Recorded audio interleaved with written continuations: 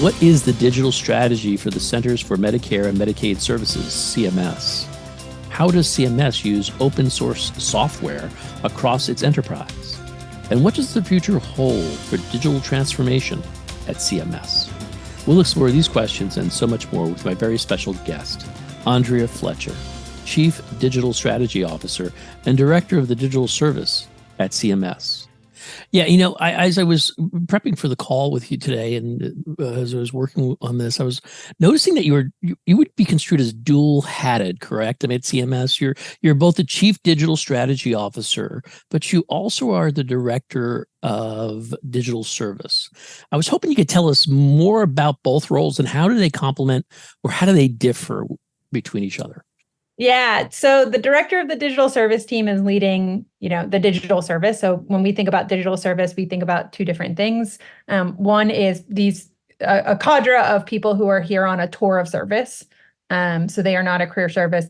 That's the technical staff that we have. And then also digital services in the sense of CMS provides healthcare products or healthcare services to over 160 million Americans.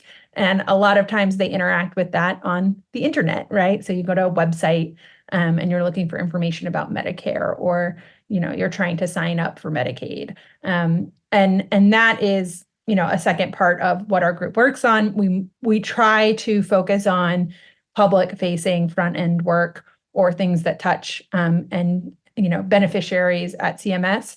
So for example, we don't work on most internal systems like timesheet systems for employees, right? Although we do see CMS employees as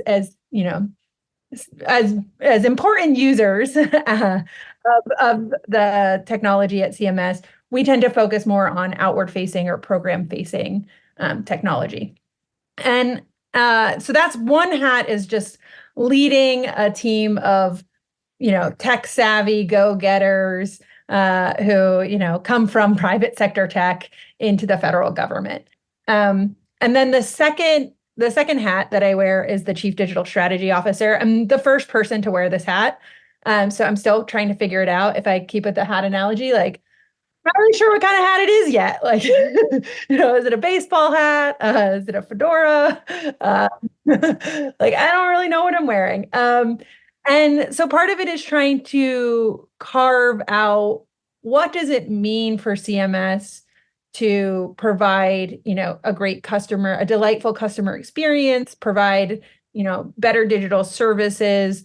What does it mean for our agency to kind of move in a direction of digital first and building the best technology that we can for the American people? That's great. So, when you take both roles, or you're trying to develop one and engage in a very important mission like CMS, I'm sure you face some challenges. And I was wondering, what are some of the top, say, management challenges you face, and how have you sought to address them?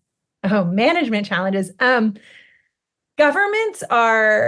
Bureaucracies are messy, right? Like, I often refer to the government and as a whole and bureaucracy as like a school project, like a group project at school, right? I can use an example of like us working on a website. And if you're in the private sector, you have some designers and some engineers, and they decide what they want to put on the website, and they're doing user testing, and maybe they go through a lawyer or two, or a CEO before it launches. The number of people that have to be consulted, because a government website is a source of truth, right? Like, if the government puts it on a website, it's that we're held accountable to that, right? And we have to put accurate information down. There's loads of lawyers involved every time we're building a website, multiple rounds back and forth with them.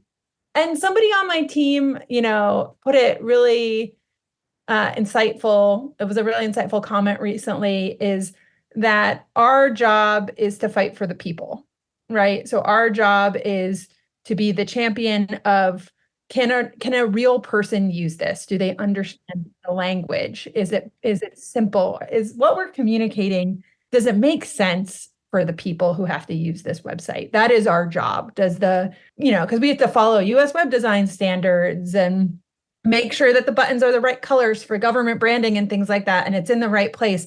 But does that actually work for the person who's trying to use the website? And our job is to stand up for them and support their work. And that can be challenging because there's a ton of rules. There's so many rules, right? um, and the challenges that we face are, the Paperwork Reduction Act. If you'd like to collect, information from the general public, well, that will be a 9-month process with the Office of Information and Regulatory Affairs, OIRA, or OMB. Again, when I talk about people coming in from, outside the government who are like, the PRA at OIRA, like, what language are you speaking? Like, who are you talking about? Like, who are these people? And why is it going to cause us a months-long delay? And then when you learn more about this, you're like, well, but we don't want to put a burden on the public and collect information that we don't need to be collecting. And it's important that there are people who are in there as part of that process. It also stalls any data, any form building that we want to do by months. We think of another example of this. PRA is always a classic one for us, or lots of cybersecurity rules, right? There are so many checkboxes. And it's the same thing. It's like, as the federal government, we are collecting information and we have to make sure that it is secure and that we are protecting people's information and that we're collecting it and storing it appropriately. In this role, and it's a very important role to play. But yeah, so those are some of our challenges. Transitioning to more of a strategy, and giving some context around what we mean by certain terms. Can you tell us what is digital transformation? What does it mean in the context of CMS? And perhaps you could share with me some of your key priorities. Yeah, digital, like what is the chief digital strategy officer? And then I got terms like modernization and transformation. I'm like, these are big things. Digital transformation for me, like I keep saying this over and over again, it's not about the technology. It's about the people and the processes, right? The technology is a tool. At CMS, we've got COBOL and mainframes, and the problem isn't the coding language or the hardware. The problem is that it's not flexible enough. We're not able to make changes fast, and we need to have better, unit testing of our code, right? So as I think about what digital transformation means, it is less about what technology we are using, and it's more about who is using the technology and how we are using it. And really thinking very thoughtfully about that. And as an agency, looking at less at technology as like a thing that we buy and plug in, and more of how we deliver our programs, and how it is used as part of our processes and how we think about technology as an organization. And in the government, that's like it's a pretty hard thing. The government really does two things. We write policy and we write contracts. And technology and implementation is often looked at as like an afterthought, right? Like, well, we wrote the policy and we'll just write a contract and somebody else will implement it. I mean, it's true, right? Like, it's a total afterthought. Not all the time, but much of the time it is a total afterthought. And when I think about what digital transformation looks like at CMS, it's that when we're writing the policy, we are talking to users about how this is going to be implemented, that we're looking at the flow of data through the healthcare system. When we're thinking about, so for example, there's a lot of work at CMS around explanation of benefits and cost of care and health price transparency. This has been a big focus of my team lately.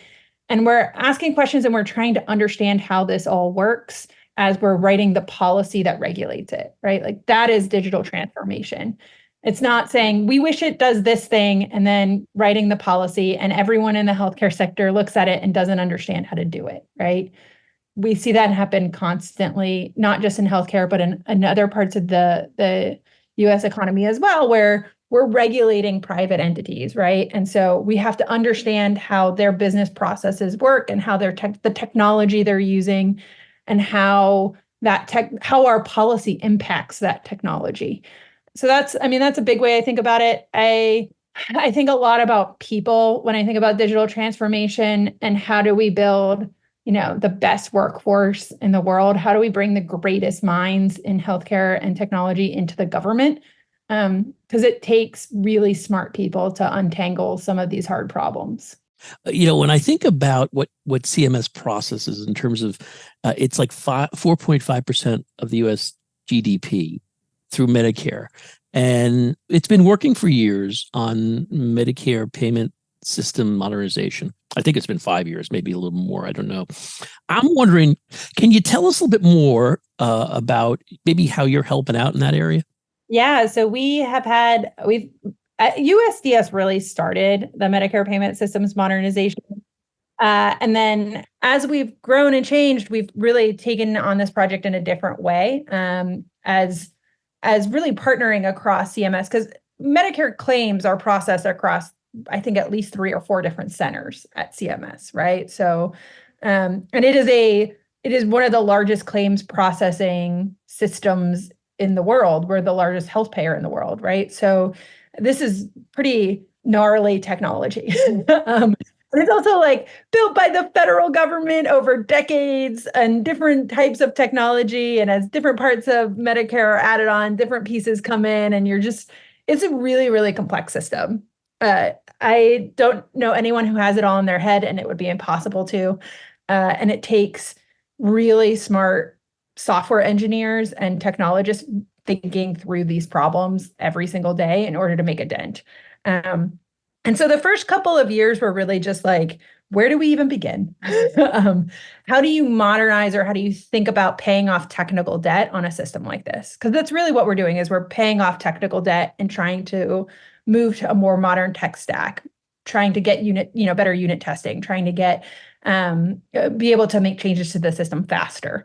And really where we've been at over the last year is working on so we process two types of claims forms, the 837I and the 837P. They're basically for hospitals and outpatient care. And with a change in the Medicare, this is getting super technical, I'm sorry, but in the change of the Medicare physician fee schedule, there was an expansion for the coverage of dental care, primarily around heart valve replacements, and kidney transplants, because these have poor dental care has a link, more outcome, particularly for these two cases. And so over the last year, CMS did not accept dental claims. So speaking of like bills that you have different dental insurance from health insurance, because when the system was originally created in the 1960s, eyes and teeth were not considered part of health, right? So CMS doesn't do dental. There is no dental coverage in traditional Medicare in parts A and B. It's a supplemental insurance. And so we are now accepting, not quite yet, in the next 6 months or so, you'll see us start accepting dental claims. And it was the first new claim that we had built out since the 1960s. At CMS, the first new claim type. And there was a decision that was made, which I was very fortunate to be a part of. And again, how do you get stakeholders to make a decision together of, well, what if we did this differently? What if we built it out in a more modern tech stack, because we don't already process these claims? This looks different. This might be an opportunity for us. And so that's kind of where we've been at for the last year on modernization, is building out it's called the 837D, the dental claims form for Medicare to accept dental claims from a traditional dental office. What emerging technologies hold the most promise for expanding digital transformation at CMS? Yeah, I mean, have you heard about AI? I don't know if anybody, I think AI it's going to be a wild 10 years is what I keep thinking, particularly in the healthcare sector, of, nurse chatbots and really how we leverage AI to improve healthcare, and is going to be fascinating to watch and be a part of.